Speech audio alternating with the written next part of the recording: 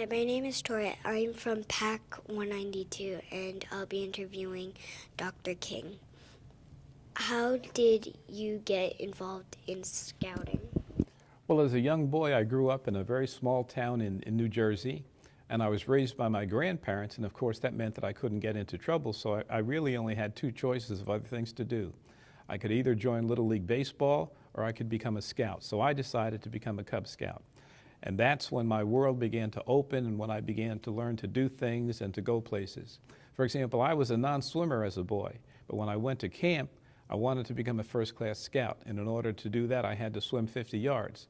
Those were hard 50 yards, but I did it, and that's what got me started on the trail to Eagle. So that's how I became a scout.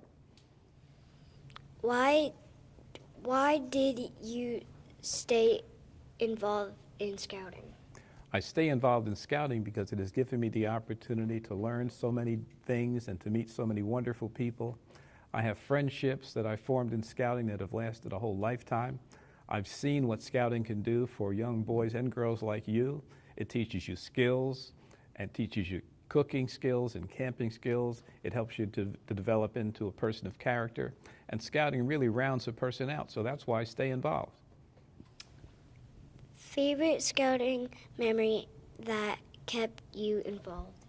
I have lots of favorite scouting memories, but one of my really favorite memories is that in 1957, I went to the National Jamboree in Valley Forge along with 50,000 other scouts. We spent a week to 10 days there, but that was only the first part of the fun. 1,200 of us left the Jamboree in Valley Forge and took a train to Canada, got on a boat, and sailed across the North Atlantic to England, where we participated in the 50th Jubilee Jamboree of Scouting. And one of the things that surprised us American Boy Scouts so much was that for the first time, we saw that there were girls in scouting from other countries. After we finished that Jamboree, we had a chance to tour the continent. And then when I came back, I was ready to go to college and I needed a job. I couldn't find a job, so I worked as a migrant farm laborer picking string beans and strawberries all day until I saw an ad in the paper where they were looking for a camp counselor. And because I was a scout and an Eagle Scout, I got hired and I worked in that camp every year for 4 years. It was a wonderful experience. And I continued to stay involved in scouting because it's only 1 hour a week.